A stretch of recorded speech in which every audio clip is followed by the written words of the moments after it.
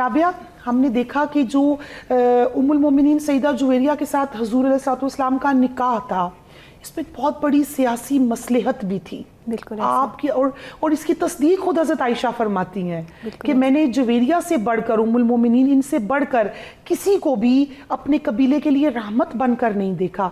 बताएं हमारे नाज़रीन को। औज़ुबिल्लाहि मिनश्शैतानिर्रजीम, बिस्मिल्लाहिर्रहमानिर्रहीम। सबसे पहले आपका बहुत ज़्यादा शुक्रिया अदा करती हूँ कि आपने आज के प्रोग्राम में हमें इनवाइट किया। और देखिए, सैयदा जुवेरिया रज़ी ताला अन्हा जो थी, उनका निकाह जब नबी पाक सल्लल्लाहु अलैहि वसल्लम से हुआ, सबसे पहले तो वो जंग में जो है वो कैदी के तौर पर तशरीफ़ लेकर आई। उसके बाद उनको साबित बिन कैस की मलकियत में दिया गया, लेकिन उन्होंने इस चीज़ को पसंद नहीं किया क्योंकि वो एक सरदार की बेटी थी कि वो जो है वो किसी की कैद में जाए या किसी की कनीज़ बने। तो उन्होंने 9 उकिया सोने के बदले उनके साथ किताबत कर ली। और फिर वो देखें, नबी पाक सल्लल्लाहु अलैहि वसल्लम जो फातेह हैं उस जंग के, उनके पास तशरीफ़ लेकर आती हैं और वो जानती हैं कि वो रहमतुल आलमीन है।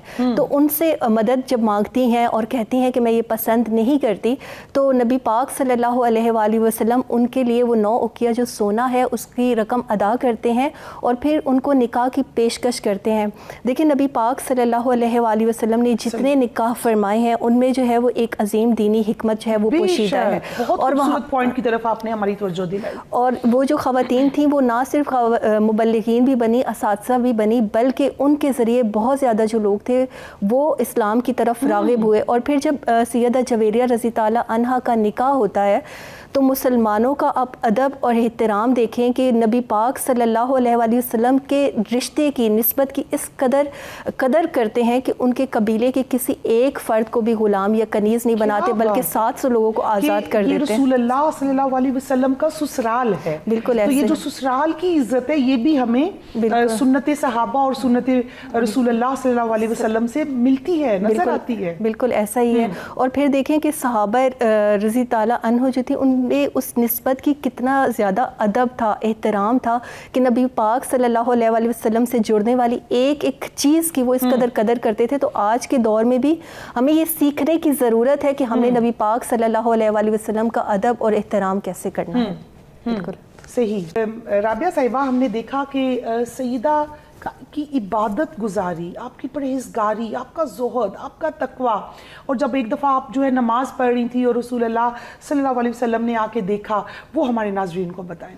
अच्छा, देखिए, अल्लाह ताला ने कुरान में फरमाया कि ए नबी की बीवियों, तुम और औरतों की तरह नहीं हो। फिर सूरह अहज़ाब की आयत नंबर 31 आती है कि ए नबी की बीवियों, जो तुम में फरमाबरदार रहे, अल्लाह और उसके रसूल की और अच्छा काम करे, हम उसे दुगना, औरों से दुगना सवाब देंगे और हमने उसके लिए इज़्ज़त की रोज़ी तैयार कर रखी है। यानी कि कुरान ने उनका जो हाई मकाम है उसको इस तरीके से बुलंद किया और आयात के ज़रिए वो ये भी बता रहा है कि हमारी आम औरतों की तरह उनका सवाब नहीं है, बल्कि हमारे से दुगना अजर जब वो कोई इबादत करती है तो अल्लाह ताला उनको इनायत फरमा देता है। फिर हम देखते हैं कि हज़रत जुवेरिया रज़ी ताला अन्हा जो थी वो इस कदर इबादत गुजार थी और ऐसी खातून थी कि जिन्होंने अपने घर में एक कोना मुख्तस कर रखा था और जहाँ पे वो इबादत किया करती थी। और नबी पाक सल्लल्लाहु अलैहि वसल्लम अक्सर उस जगह को शर्फ बख्शा करते थे और वो भी उस मकाम पर नमाज अदा फरमाया करते थे। फिर सैयदा बहुत ज़्यादा रोज़ेदार थी, बहुत ज़्यादा इबादत, तस्बीह, तहलील करने वाली थी और लोगों के साथ बड़ा अच्छा उनका हुस्ने मामला था और बीबियों के साथ जो उनका ताल्लुक़ था वो बहुत ज़्यादा मिसाली था।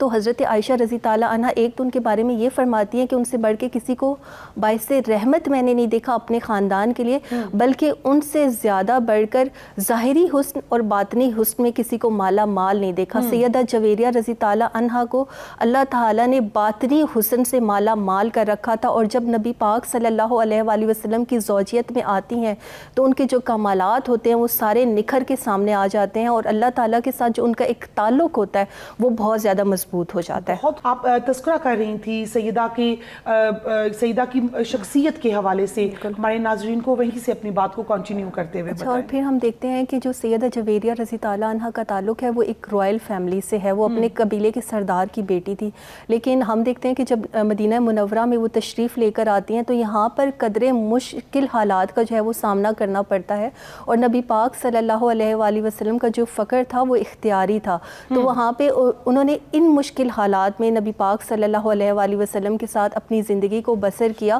اور ان مشکل حالات میں کبھی بھی جو ہے وہ حرف شکایت اپنے لبوں پر نہیں لے کر آئیں.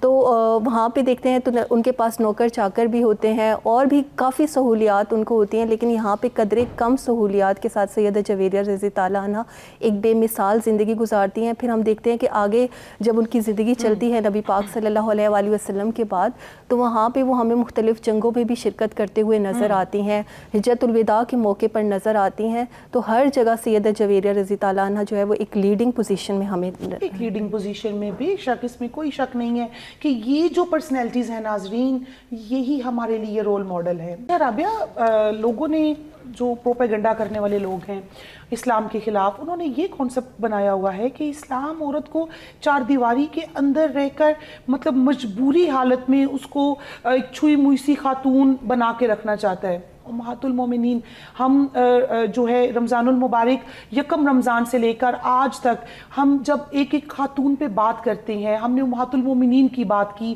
ہم نے اہل بیت اطہار کی خواتین کی بات کی, ہم نے دیکھا کہ ان میں سے جو ہے بہت سی خواتین وہ بزنس بھی کرتی تھیں, وہ غزوات میں بھی شرکت کرتی تھیں. ہم نے ان کو تو ہر محاذ پہ دیکھا. کیا کہیں گی آپ اس کے بارے میں؟ دیکھیں, نبی پاک صلی اللہ علیہ وآلہ وسلم کا جب نبوت کا آغاز ہوتا ہے, دور کا آغاز ہوتا ہے, تو ہم دیکھتے ہیں کہ عرب کا جو معاشرہ تھا اس نے خواتین کو کوئی حقوق نہیں دے رکھے تھے. لیکن جب نبی پاک صلی اللہ علیہ وآلہ وسلم کا نبوت کا آغاز ہوتا ہے تو میں کہوں گی کہ خواتین کو حقیقی عزت اور حقیقی حقوق ہی اسی دور میں ملتے ہیں. سب سے پہلے ہم دیکھتے ہیں کہ حضرت خدیجہ الکبریٰ جو ہے وہ ایک بزنس کیا کرتی تھی اور ان کا بزنس بہت واسٹ تھا. پھر ہم مختلف امہات المومنین حضرت سودا کو دیکھ لیں, وہ بھی بزنس کیا کرتی تھی, اسی طرح ساری کرتی تھی. اسی طرح اس دور میں جو صحابیات تھیں وہ عطر کا کاروبار کیا کرتی تھی, کپڑے کا کاروبار, زراعت کے شعبے سے خواتین وابستہ تھیں, جنگوں میں جاتی تھی. حضرت عمارہ کا ہم دیکھتے ہیں تو وہ طب میں, جراحی میں ان کو ایک ملکہ حاصل تھا. اسی طرح جو خواتین ہیں وہ اتنے زیادہ شعبوں میں انوالو تھی اور نبی پاک صلی اللہ علیہ وآلہ وسلم ہمیشہ ان کو سپورٹ کیا کرتے تھے. کبھی بھی ایسے نہیں ہوا کہ, یہ بہت بڑے پوائنٹ کی طرف آپ نے اشارہ کیا کہ رسول اللہ صلی اللہ علیہ وسلم ان خواتین کی اس عادت کو, لیڈرشپ کوالٹی کو کہ دباتے نہیں تھے بلکہ اس کو پروموٹ کرتے تھے. بالکل, اس پوائنٹ پہ میں چاہتی ہوں آپ تھوڑا مزید ایلیبوریٹ کر کے ہمارے ناظرین کو بتائیں. بالکل, اور ہم دیکھتے ہیں کہ جو خواتین امہات المومنین میں بھی حضرت سودا رضی تعالیٰ عنہ جو تھیں وہ بزنس کیا کرتی تھی اور اس بزنس سے خود صدقہ اور خیرات کیا کرتی تھی. اور نبی پاک صلی اللہ علیہ وآلہ وسلم ان کو بہت زیادہ اپریشیٹ کیا کرتے تھے. پھر مختلف صحابیات تھیں, ان کے مختلف سیدہ جویریہ بھی جود و سخا کا بہت بڑا مرکز. ہاں بالکل ایسا ہی ہے. سیدہ جویریہ رضی تعالیٰ عنہ کی جود و سخا بھی ہم دیکھیں, جب سردار کی بیٹی ہیں تو سردار کی بیٹی ہونے کے ناطے بہت زیادہ وصف ان میں ایسے تھے جو باقی عام خواتین میں پائے نہیں جاتے, کیونکہ آپ دیکھتے ہیں کہ ان کی جو ایک پرورش کا ماحول ہوتا ہے وہ پورا ڈیفرنٹ ہوتا ہے, تو اس ماحول سے وہ بہت زیادہ چیزیں اخذ کر لیتی ہیں. پھر ہم دیکھتے ہیں کہ جتنی بھی امہات المومنین ہیں ان کا جو مشکل حالات سے مقابلہ, ہجرتیں ہیں, جنگیں ہیں, وہ اتنی زیادہ ان چیزوں میں انوالو ہیں. اور کبھی بھی نبی پاک صلی اللہ علیہ وآلہ وسلم جب اس غزوہ بنو مستلق کے لیے بھی جا رہے ہیں تو حضرت عائشہ رضی تعالیٰ عنہ اور حضرت سلمہ رضی تعالیٰ عنہ کو ساتھ لے کر جا رہے ہیں. تو نبی پاک صلی اللہ علیہ وآلہ وسلم نے اپنی سیرت اور کردار سے یہ درس دیا کہ عورت ایسی چیز نہیں ہے جس کو آپ گھر کی چار دیواری میں بند کریں, بلکہ عورت اگر چاہے تو معاشرے کی تعمیر اور ترقی میں کردار ادا کر سکتی ہے, لیکن لمیٹیشنز دے, لیکن لمیٹیشنز کے ساتھ.